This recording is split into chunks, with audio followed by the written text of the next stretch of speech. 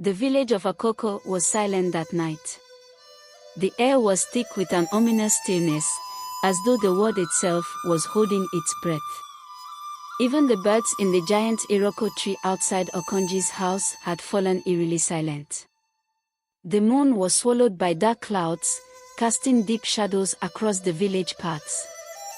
Then it began, a low, anguished moan that echoed through the empty streets. The sound came from the direction of Akanji's house. Everyone in the village knew the boy and his mother. To many, they were cursed, a family born of misfortune and doomed to live in isolation. Superstition clung to their name like a bad omen, and no one dared approach their home after sunset. "Did you hear that?" a villager whispered to his wife. "Stay inside," she responded, her voice trembling. "That cursed boy will bring us all trouble." But the cries from Akanji's house grew louder, more desperate. It wasn't just the boy now. It was his mother, her voice cracking with pain. Inside their tiny mud hut, Akanji knelt beside his mother's bed, her hand limp in his. Sweat beaded on her forehead, her breath shallow and labored.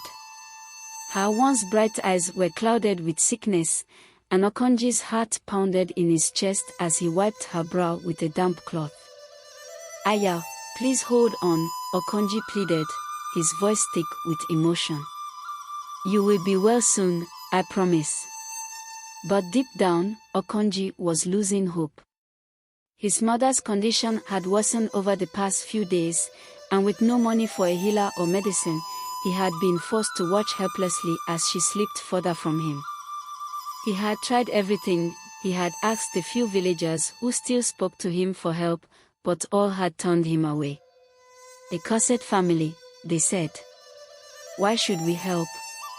Now, as the cold grip of fear tightened around Akanji's heart, he knew there was only one thing left to do.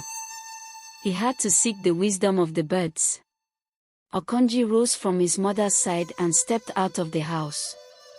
The massive iroko tree loomed above him, its thick branches swaying gently in the night breeze. Birds of all kinds nested in its towering heights, their tiny forms hidden among the leaves. This tree had always been special to Akanji. Ever since he was a child, he had possessed a strange and rare gift, the ability to understand the language of birds. While other children in the village played and laughed, Akanji would sit beneath the iroko tree, listening to the birds as they chirped and sang above him. Their conversations, once just background noise to others, were clear as day to him. As a child, Akanji had thought of this gift as a blessing.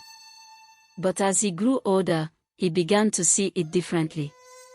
The villagers were superstitious, and when they discovered his ability, they whispered that it was the mark of a curse. They believed his family had been doomed by some ancient wrongdoing, and this strange gift was just another sign of their misfortune. Over the years, the isolation grew. Children avoided him. The young women laughed at his attempts to court them. He was always the cursed boy, no matter how hard he tried to prove otherwise. But the birds were his only friends. Now, as Akanji sat beneath the iroko tree, his heart heavy with worry for his mother, he listened intently to the quiet conversations of the birds above him. His eyes welled with tears as he whispered into the night. "Please, help me. I don't know what to do." For a long moment, there was silence. Akanji closed his eyes, his mind swirling with hopelessness. But then, faintly at first, he began to hear the birds speaking.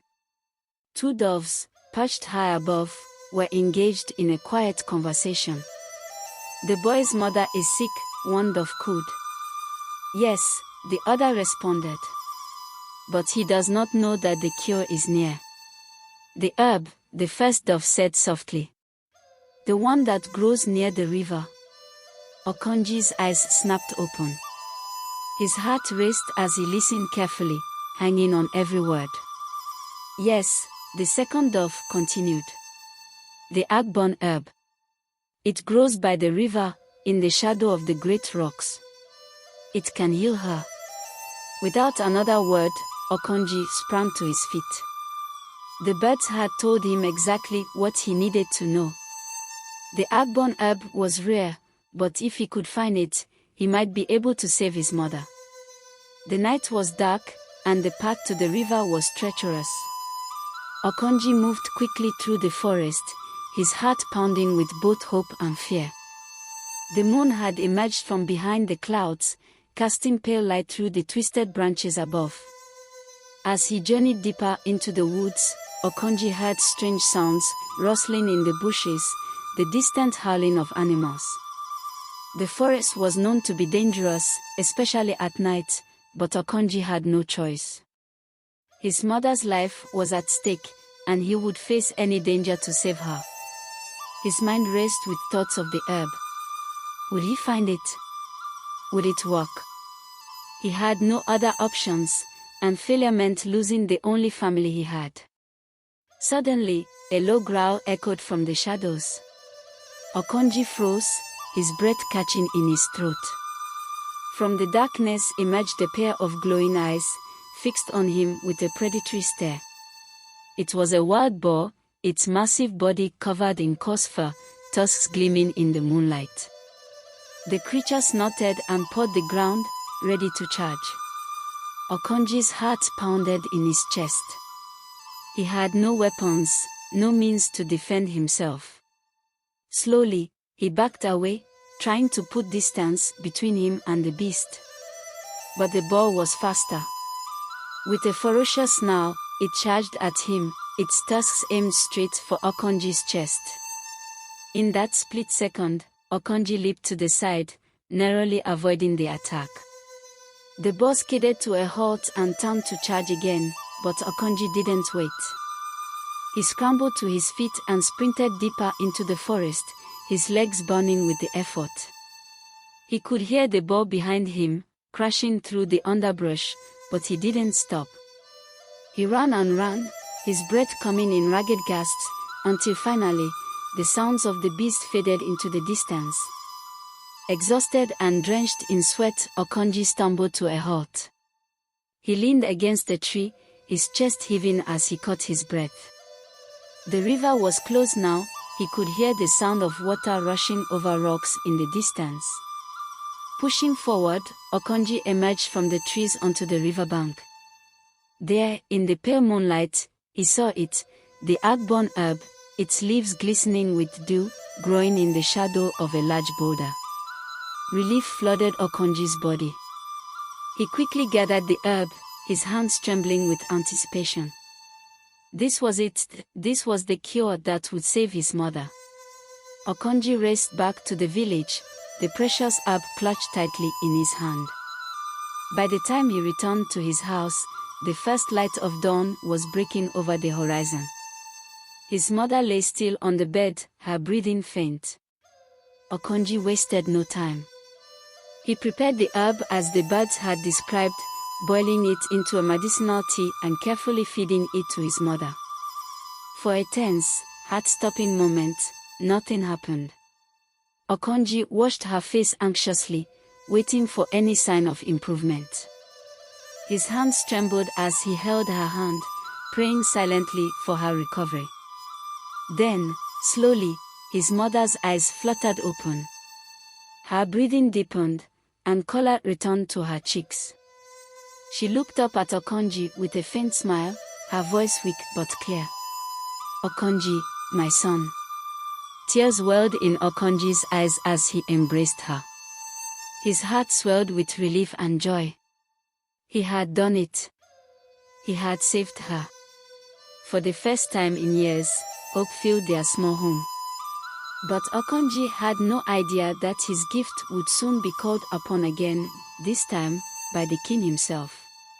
News spread quickly through the village that Princess Torera, the beloved daughter of King Olumide, had fallen gravely ill.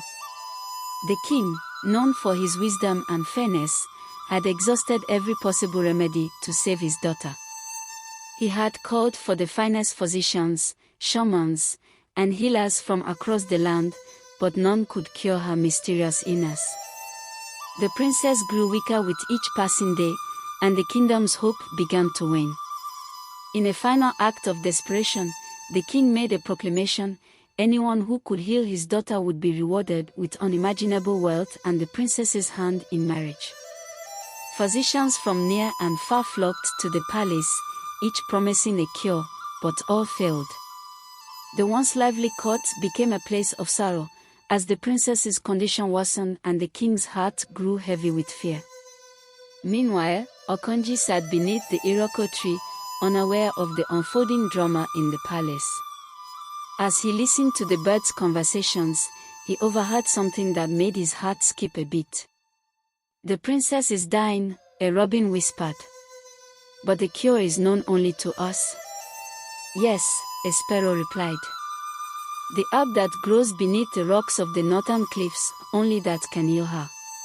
Akanji's eyes widened. This was the same type of conversation he had overheard when he saved his mother. He knew what he had to do. Determined to help, Akanji made his way to the palace, his heart pounding with a mixture of fear and hope. He knew his reputation in the village. He was the cursed boy, the one people avoided and scorned. But this time, he was determined to prove them wrong. At the palace gates, Akanji was stopped by the guards. They looked him up and down with disdain. "What do you want here, boy?" one of them sneered. I have come to see the king," Akanji stammered. "I can heal the princess." The guards burst into laughter.